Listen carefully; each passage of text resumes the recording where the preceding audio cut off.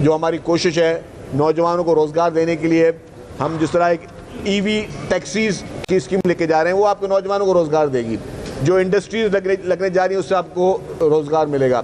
جو ہم ابھی میں بتایا کہ ایک سرپرائز ہے اور ایک بہت بڑا کنسٹرکشن کا ایک بہت بڑا پروجیکٹ حکومت سندھ شروع کرنے جا رہی ہے. اس سے بھی آپ دیکھیں گے کہ آپ کے جتنے ایک بلڈنگ کسی پروجیکٹ میں 52 قسم کے آئٹم ہوتے ہیں، if I'm not wrong، کیوں میں بھی سول انجینئر ہوں تھوڑا، تو وہ اگر وہ 52 آئٹم ہوں گے، وہ چیزیں اس میں شامل ہوتی ہے، تو آپ یہ سوچیں کہ کتنے لوگوں کو جو ہے وہ روزگاروں سے منسلک ہے. ایک مٹیریل کی آپ کی فیکٹری، آپ کی انڈسٹریز پہ، اس کے پیچھے لیبر جو ہے، اور پھر آپ کے ایک پوری ایکٹیویٹی شروع ہوتی ہے. تو ہمیں اس طرح کی ایکٹیویٹیز کو انکریج کرنا چاہیے، کیونکہ اس میں سرمایہ کار سے لے کر مزدور تک، اس مزدور کے گھر والوں تک کی روزی جو ہے، روزی روٹی وہ منسلک ہوتی ہے. تو ہمیں انکریج کرنا چاہیے، ہمیں فارن انویسٹمنٹ کو انکریج کرنا چاہیے، ہم نے اپنے ملک میں اس کی ایکٹیویٹیز کو انکریج کرنا چاہیے. اور میں میڈیا سے بھی گزارش کروں گا کہ آپ اسپیشلی ان کو ہائلائٹ کریں، اسپیشلی ہماری شکلیں نہ دکھائیں، آپ یہ چیزیں دکھائیں، ان کے اسٹال دکھائیں، اس پہ آپ پروگرامز کریں. آپ کے جو لوگ اس ایگزیبیشن میں کہتا ہوں کہ پورے کراچی آئٹ، پورے پاکستان سے لوگ اس ایگزیبیشن میں شریک ہوں، لیکن جو لوگ یہاں نہیں آ سکتے وہ ٹی وی کے ذریعے دیکھیں، ان کو دکھائیں کہ جی یہاں پہ کس طرح کی ایکٹیویٹی ہو رہی ہے، تاکہ لوگوں کا انٹرسٹ ڈیولپ ہو. یہ ہمارا اس وقت ہمیں سب سے بڑی اگر قوم کی خدمت کرنی ہے، پاکستان کی خدمت کرنی ہے، تو اس میں سب سے بہتر یہی چیز ہے کہ ہم اپنے ملک میں اس طرح اپرچونٹیز کریٹ کریں جس میں انٹرنیشنلی لوگوں کا یہاں پہ رجحان بڑھے. سر یہ بتائے گا کہ سر پچھلے 4 سے 5 سالوں میں بہت سارے جو ہمارے یا تو وہ پنجاب اور کے پی کی اپنی انڈسٹری لے گئے یا بنگلہ دیش سے گئے، خاص کر میں ٹیکسٹائل انڈسٹری کی بات کر رہا ہوں. تو آپ ان کے واپس لانے کے لیے کوئی اقدامات کریں گے کہ جو سرمایہ کار یہاں سے چلے گئے وہ واپس آئے اور اسی طرح کام کریں جس طرح وہ پہلے کر رہے تھے؟ دیکھیں جی، شروع میں یہاں پہ فسادات کرائے گئے تھے سندھ میں، اور فسادات کا مقصد یہ تھا کہ یہاں سے انویسٹمنٹ جائے. انفارچونیٹلی انویسٹمنٹ فسادات کے بعد گئی. تو سب سے بڑی چیز تھی لا اینڈ آرڈر کو مینٹین کرنا. ذرا جو آپ کے اسٹریٹ کرائمز ہیں وہ پوری دنیا میں، اس کو میں ڈیفینڈ نہیں کر رہا، لیکن اس پہ حکومت کام کری. لیکن آپ کے بڑے فسادات، دہشت گردی کے واقعات، الحمدللہ اس پہ حکومت سندھ نے کنٹرول کافی حد تک کیا ہے. تو ہم یہ چاہتے ہیں کہ وہی ایک ایٹماسفیئر باہر گئے تھے. آج بھی میں آپ کو بتا دوں، پورے پاکستان میں، پورا پاکستان ہمارا ملک ہے، کوئی خیبر پختونخوا میں انویسٹمنٹ کرے یا پنجاب میں کرتا ہے، ہمیں کوئی اعتراض نہیں ہے. لیکن آج بھی ہر کاروباری شخص، ہر انڈسٹریلسٹ یہ سمجھتا ہے کہ اگر پاکستان میں فیکٹری لگانے کی سب سے بہترین جگہ ہے تو وہ یا وہ کراچی ہے، یا وہ دھابی ہے، یا وہ نوری آباد ہے. اس کی وجہ بھی بتا دوں کیوں ہے. وجہ یہ ہے کہ اگر آپ نے کوئی بھی سامان، آپ نے ٹیکسٹائل کی بات کی، ٹیکسٹائل ہے یا کوئی بھی بلڈنگ مٹیریل اگر آپ یہاں بناتے اور آپ نے ایکسپورٹ کرنا ہے تو ایکسپورٹ کرنے کے لیے پورٹ کراچی میں ہے. اور اگر آپ کسی اور جگہ پہ انڈسٹری لگاتے ہیں تو وہاں سے اس سامان کو کراچی تک لے کے آنے کے لیے جس طرح کا فریٹ مہنگا ہے، جس طریقے کی کرائے مہنگے، تو اس کو ہر کاروباری شخص کو وہ سوٹ نہیں کرتا.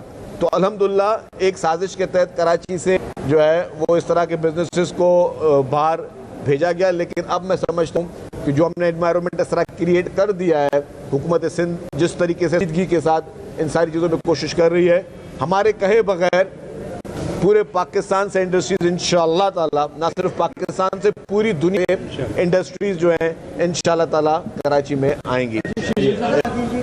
آپ کو بڑی اچھی باتیں کر رہے ہیں کہ سرمایہ کار نہ کروں.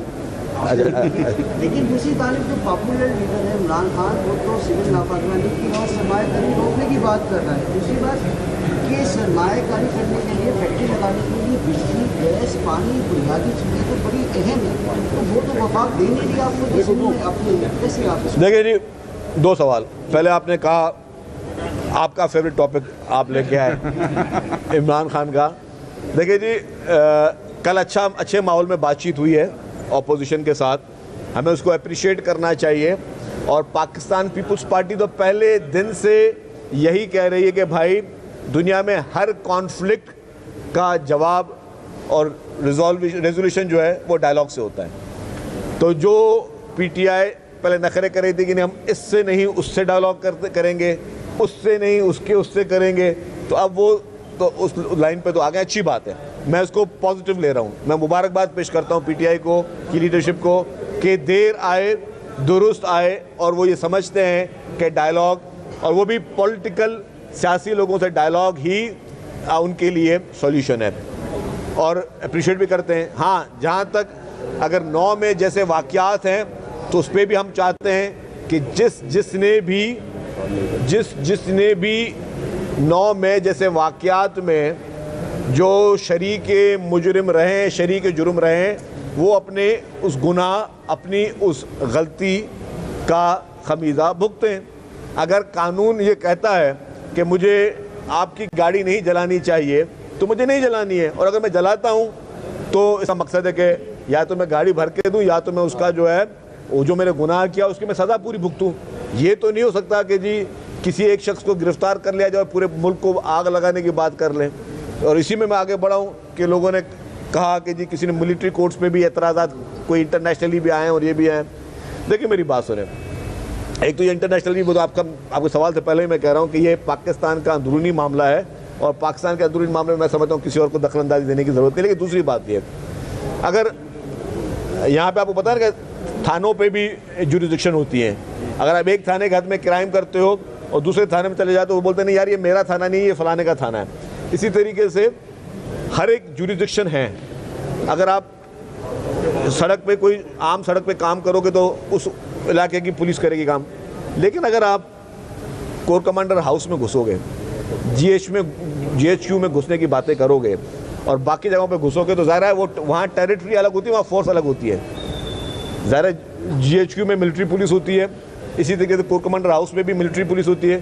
اگر وہاں آپ گھسو گے, وہاں پہ توڑ پھوڑ کرو گے تو کیس ان کی عدالت میں چلے گا نا. اگر میرے گھر میں کوئی گھسے گا خدا نہ خواستہ, تو مجھے تو سیلف ڈیفنس میں بہت زیادہ رائٹس ہیں, میں سیلف ڈیفنس میں بہت کچھ کر سکتا ہوں. تو وہ میرے گھر میں تو میرا قانون چلے گا نا, میرے گھر میں کوئی اور قانون تو نہیں چل سکتا کہ میرے گھر میں کوئی گھسے, میرے گھر میں توڑ پھوڑ کرے اور میں اس کو بولوں گا نہیں یار چل جاؤ. تو یہ جن جگہوں پہ وہ گھسے ہیں, اور اگر وہ انسٹالیشنس ان کی ہے, وہاں پہ سیکیورٹی ان کی ہے, تو ڈیفینیٹلی وہیں پہ وہ چیزیں چلیں گی. ہم لوگ سیاستدانوں کے کسی بھی اس طرح کے, ہم نہیں چاہتے کہ سیاستدانوں کے جو ہے وہ سیاسی کیسز جو ہے وہ ملٹری کورٹس میں چلیں. لیکن اگر کسی کرمنل نے کوئی دہشت گردی کی ہے, اور کرمنل کی دہشت گردی اگر اس زمرے میں آتی ہے, تو اس کا کیس ڈیفینیٹلی ملٹری کورٹس میں ہی چلے گا. جہاں تک آپ نے بات کی بزنس کی, پانی, بجلی, گیس, دیکھیں میں پھر کہہ رہا ہوں, اور یہ میرا سیاسی بیان نہیں ہے, ان چیزوں کے لیے اگر کسی نے ویژن رکھا ہے تو ملک میں واحد سیاسی جماعت ہے پاکستان پیپلز پارٹی, جس نے ہمارے ملک میں کاروبار کے لیے, مزدور کے لیے, کسان کے لیے اور کاروباری افراد کی فیسلٹیز کے لیے کوششیں کی ہیں. میں پھر بتا رہا ہوں کہ $1 بلین سے اوپر تھر کول پہ خرچ کیا ہے حکومت سندھ نے, تاکہ تھر کے کوئلے سے انرجی بن سکے.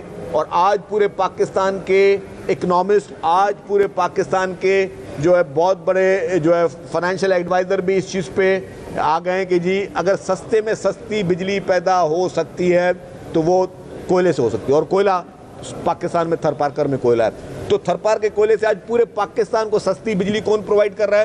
پاکستان پیپلز پارٹی کی حکومت سندھ کر رہی ہے, اور کوئی حکومت نہیں کر رہی ہے.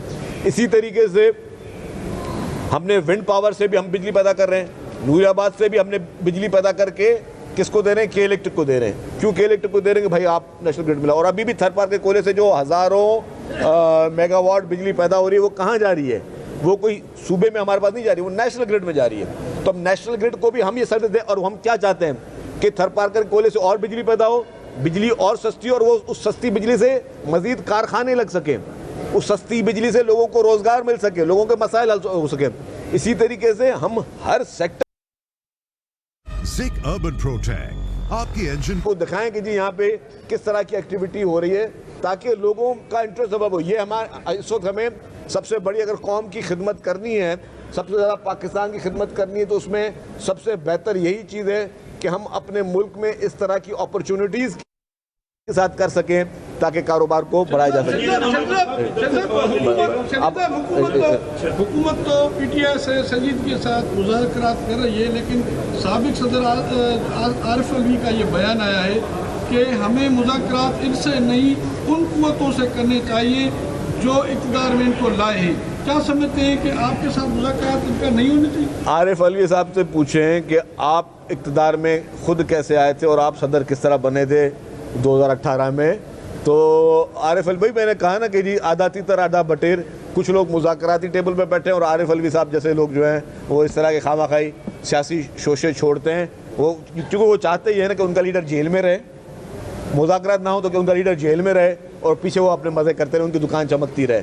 आरिफ अलवी साहब, आप खुद जो है आपको ऐसा माहौल पैदा करना चाहिए कि आप अपने लीडर की रिहाई के लिए कोशिशें करें। एक इनके बाद आपका, अच्छा पहले आप मेरे से सवाल लीजिए। तज्जियाकारों का कहना है कि 20 जनवरी से पहले आपको हुकूमत को खान साहब को रिहा करना पड़ेगा क्योंकि ट्रम्प जिस वक्त आएंगे उससे पहले ये डील फाइनल की तरफ जाएगी। क्या इत्तलात है आपके पास इस हवाले? मेरे ख्याल से आपकी इत्तलात गलत है। मशीनरी नंबर वगैरह का जो नंबर प्लेट है ये शनाख्त भी नहीं पाती, जज नंबर प्लेट होता है। नंबर 1 नंबर 2 ये कि उन्होंने धमकी दी है प्रेस क्लब में प्रेस कॉन्फ्रेंस करते हुए कि अगर जो उनकी पाबंदी का टाइम लगाया है अगर वो ख़त्म नहीं किया गया तो वो दमादम मसला करेंगे और पूरा शहर बंद कर देंगे। तो कोई भी आके रेट चैलेंज कर देता है गवर्नमेंट की क्या होने जा रहा है। देखिए जी, जो आपने हैवी ट्रैफिक की बात की, ये सीरियस इशू है और गवर्नमेंट की क्या होने जा रहा है। देखिए जी, जो आपने हैवी ट्रैफिक की बात की, ये सीरियस इशू है और इसमें 2-4 चीज़ें हैं। एक हद तक मैं कहूँ कि जी अनफॉर्चुनेटली पूरे मुल्क की बात कर रहा हूँ मैं, हमारे पास ड्राइविंग लाइसेंस का हुसूल बहुत आसान बन गया है, जो कि इतना आसान नहीं होना चाहिए। अंडर एज लोग ड्राइविंग करना नहीं होना चाहिए, जुर्म है। और ये भी मैं बता दूं कि जो अगर इस चीज़ को सुन रहा है, अगर आप बग़ैर लाइसेंस के या अंडर एज हो के ड्राइविंग करते हो, अगर आपसे खुदा न खास्ता किसी की मौत हो जाती है तो वो कत्ल का पर्चा आप पे कटेगा। लेकिन अगर आप लाइसेंस याफ्ता हो, लाइसेंस आपके पास है और खुदा न खास्ता किसी एक्सीडेंट में किसी की डेथ हो जाती है तो वो एक्सीडेंट तस्वर होता है। तो आप अपने आप को उस कत्ल की चीज़ से बचाएं। और जितनी भी अथॉरिटीज़ हैं, मैं पूरे पाकिस्तान में जितनी भी ड्राइविंग लाइसेंस की इशूइंग अथॉरिटीज़ हैं, खुदा के वास्ते, अल्लाह ताला के वास्ते, बराए मेहरबानी लाइसेंसेस इशू करने से पहले उन लोगों की जो है प्रॉपर टेस्ट लें, उनके कवानीन जो है उसको फॉलो अप करें। बराए मेहरबानी इतना आसानी से जो है वो लाइसेंसेस का इशू जो है इजरा जो है वो सोसाइटी के लिए ख़तरनाक है। उस पर हुकूमत सिंध ने सीरियसली एक्शन लिया है, सिंध पुलिस जो है वो सीरियसली एक्शन ले रही है। मैं उम्मीद करता हूँ पूरे पाकिस्तान के लोग करेंगे, पूरी पाकिस्तानी गवर्नमेंट करेंगे। और जो हमारे पास यहाँ पे ट्रक डंपर आते हैं वो आधे से ज़्यादा या मेजॉरिटी यहाँ पे रजिस्टर्ड ही नहीं होते, वो मुख्तलिफ़ जगहों पे रजिस्टर्ड होते हैं और फिर उनके पेपरों की वेरिफिकेशन भी हमारे पास ये उनकी पॉलिसी है